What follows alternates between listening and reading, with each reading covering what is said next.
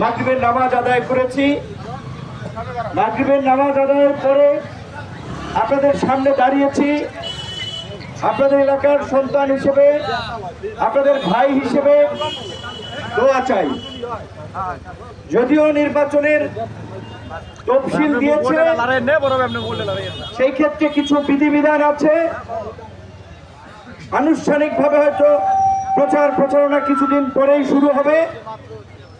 আনুষ্ঠানিক প্রচারণার আগে হয়তো আমরা ওইভাবে প্রচারণা করব না, কিন্তু রাজনৈতিক দলের নেতারা বিয়ের অনুষ্ঠানে যাক কিংবা জানাজায় যাক, সেটা কার্যত একটা রাজনৈতিক সভাতেই, রাজনৈতিক সংযোগেই রূপ নেয়। আমি আজকে, আপনারা জানেন যে বাংলাদেশ জাতীয়তাবাদী দল বিএনপির সাথে গণ অধিকার পরিষদের নির্বাচনী আসন সমঝোতায় বিএনপির পক্ষ থেকে পটুয়াখালী 3 আসনে আমাকে নির্বাচনে সমর্থন দেওয়া হয়েছে।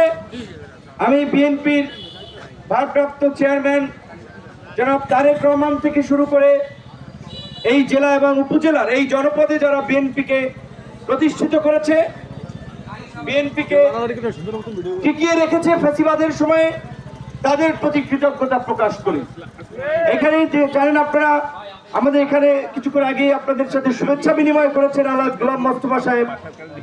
এই এলাকায় বিএনপি প্রতিষ্ঠা করার জন্য তার অক্লান্ত পরিশ্রম ত্যাগ রয়েছে।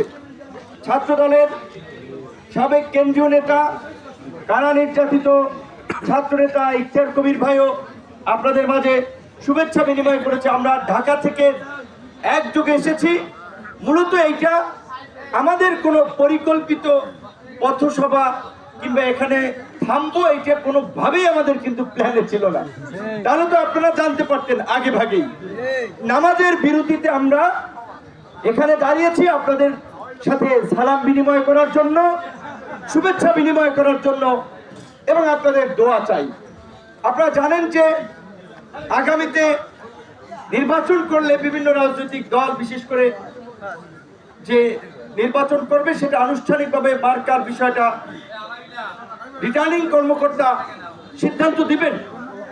আমি একটি নিবন্ধিত দলের প্রধান হিসেবে বিএনপি আমাকে এই আসনে ট্রাক মার্কায় নির্বাচন করার জন্য সমর্থন দিয়েছে। ইনশাল্লাহ সবকিছু ঠিকঠাক থাকলে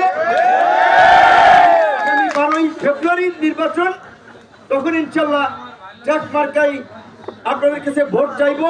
এখন যেহেতু আনুষ্ঠানিক প্রচারণা শুরু হয় না।